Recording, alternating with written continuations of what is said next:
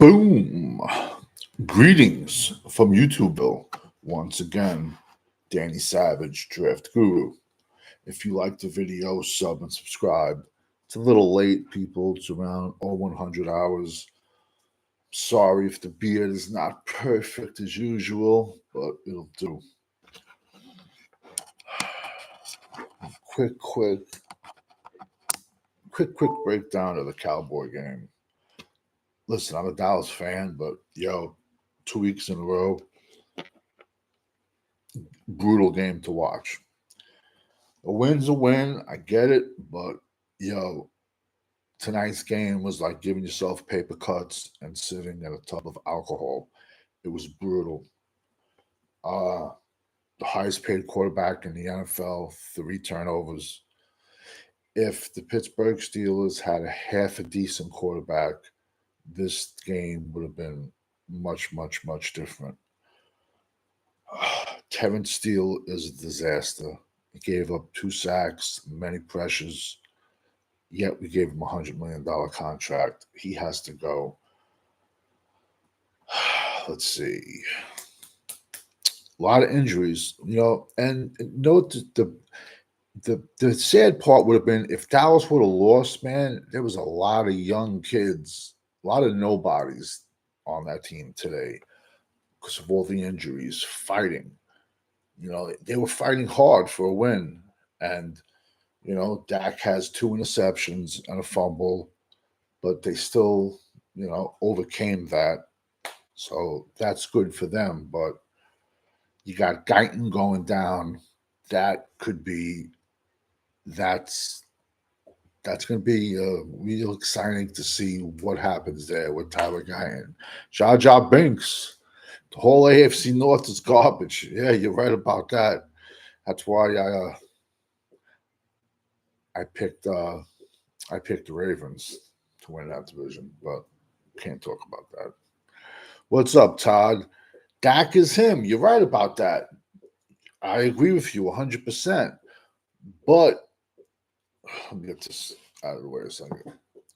When you're playing an upper echelon team, you're not going to be able to get away with giving the ball away 3 times and winning the game, is what I'm saying. Rico Dowell had almost 100 yards. I think he might have cracked the century mark. And we had trouble stopping the run also. Marshawn Nealon went down.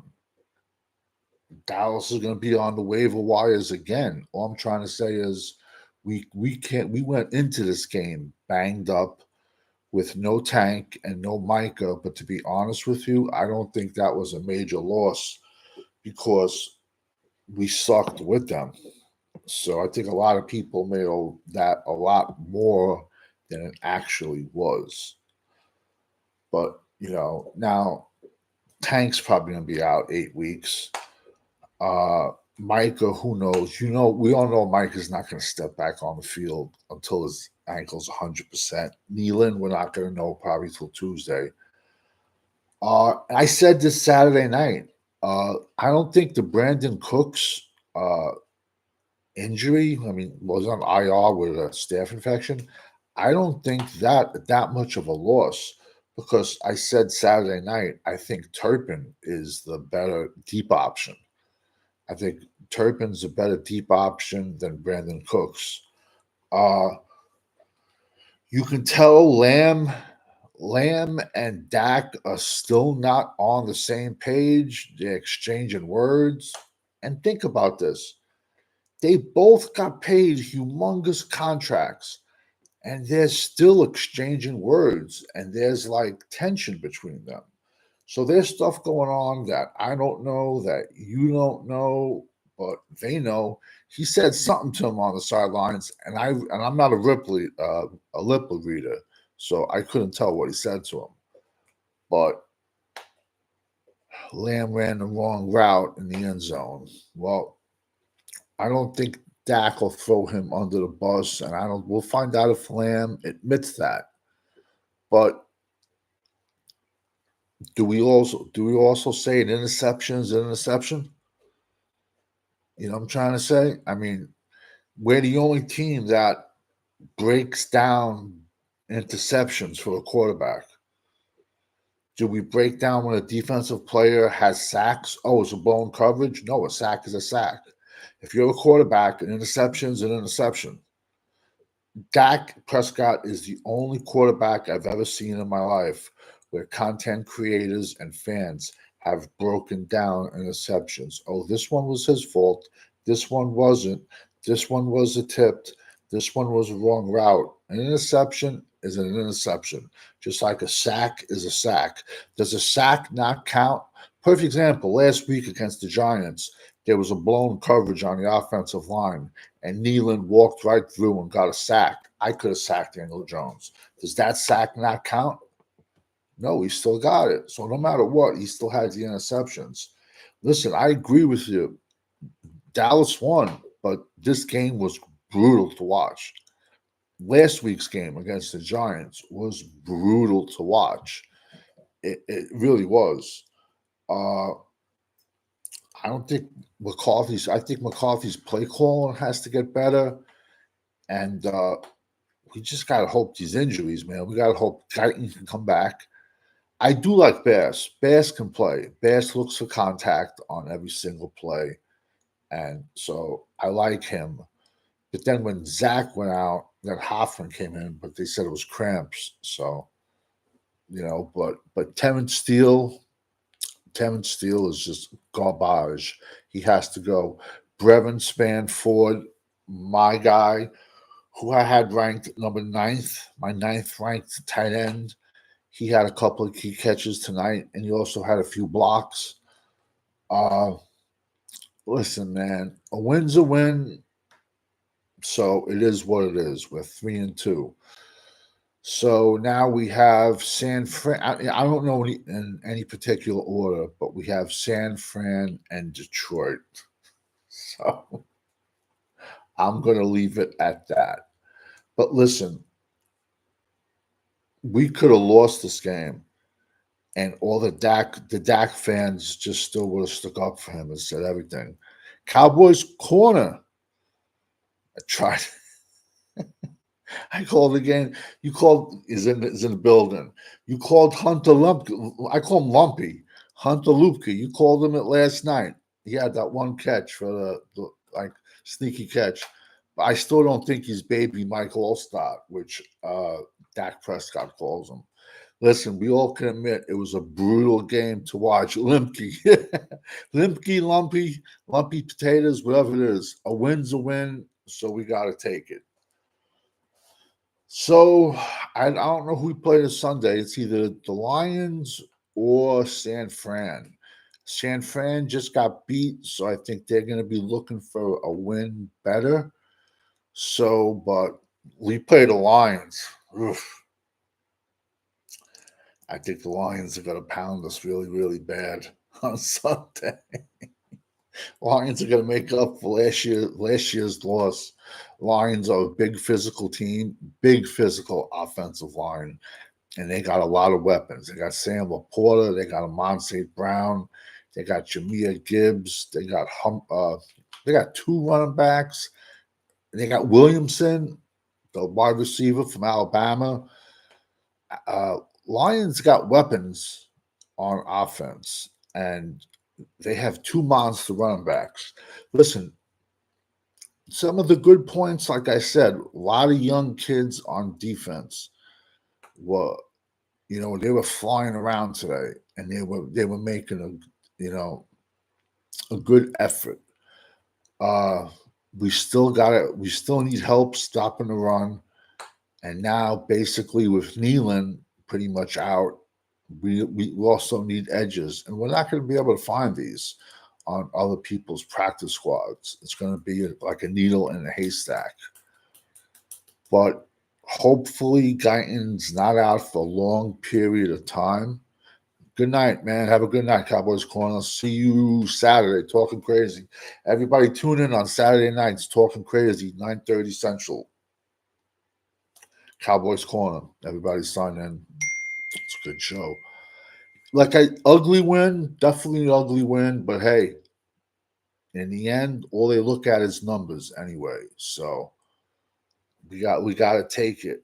But if we would have played an upper echelon team tonight, it would have looked a lot differently.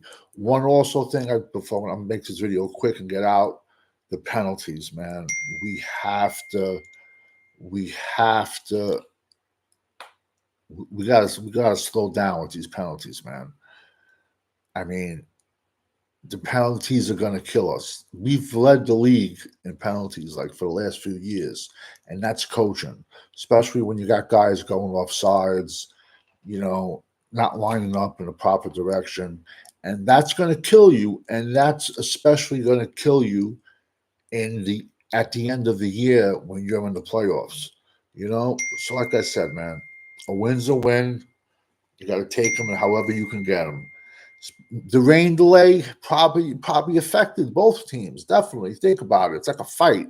You're ready to go out. Boom, boom, boom, fight.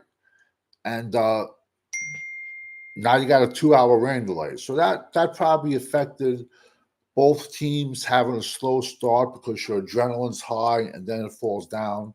So you got to take that into effect. The field, but I think we're gonna find out a lot more this week about Nealon's injury and Guyton's injury because Tyler Smith really didn't impress me that well when he slid over the left tackle.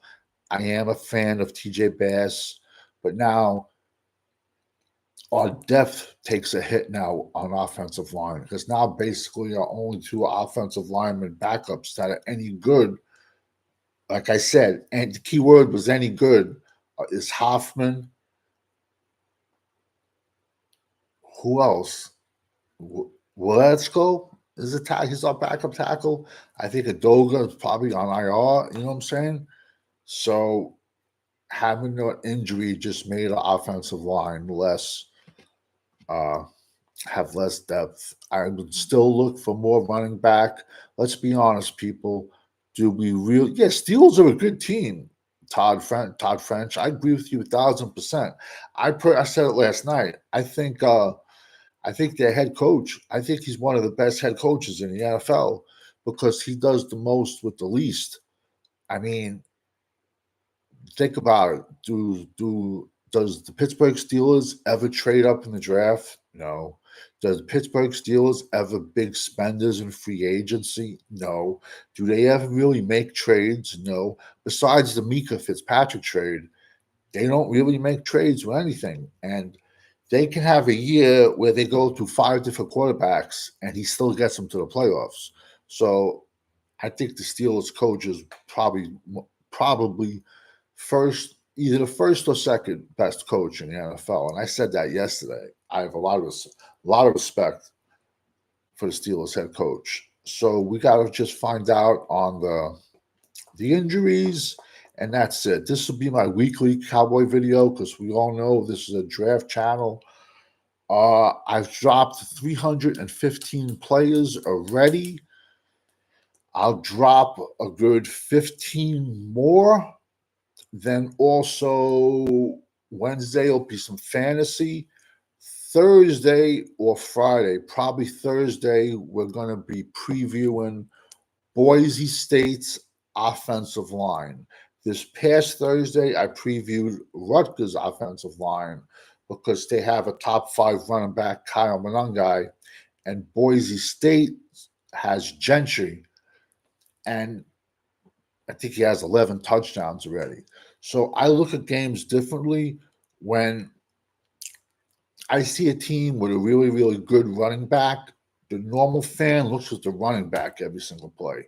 Me, I'm looking at the line because unless there's a hole, a running back is not running anywhere unless there's a hole. So, yeah, Saturday was a very weird day for college football. Nobody made any ducats at all. It was weird. But you know what it is? We're getting that real quick with college football. We're getting parity. The way the transfer portal is, and listen, I'm going to tell you guys right now, the college football fans, the days of dynasties in college football are over because there's kids that transfer every semester. That's the way the transfer portal is now. They transfer every semester, and every semester they're on a new team. So, and it's hard to keep players, and it's hard to have a team. So that's how that is. Like I said, Thursday, tomorrow I'll be breaking down up and comers from this past week, and then Thursday, like there'll be more college guys. Tuesday, Wednesday will be fantasy. Thursday we'll be breaking down Boise State offensive line.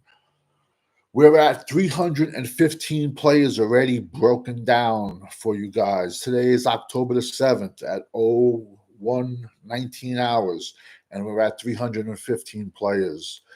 By mid-April, we'll be 600. We'll be at 600, 600 to 700 players. We'll be at, because we all know this is a college draft channel. Dallas Cowboys second. It was an ugly win, but hey, like when you're with your friends, man, someone has to take one for the team one time.